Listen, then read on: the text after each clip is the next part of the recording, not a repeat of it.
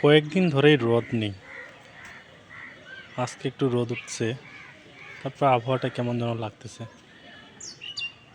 এটা ছেমকা টেমকা বলে গ্রামের ভাষায় রোদ উঠছে।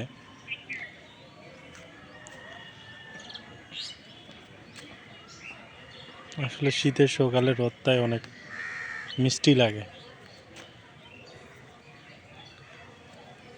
সকালে উঠছি আমি আজকে অনেক লেট করে, লেট থেকে ঘুম উঠা অনেক সময়ের অপচয় হয়, ঠিকমতো কোনো কাজ করা যায় না।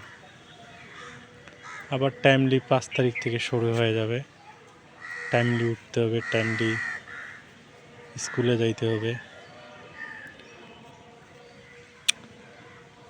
সব কিছু টাইমলি মেনটেন করা খুব প্রয়োজন।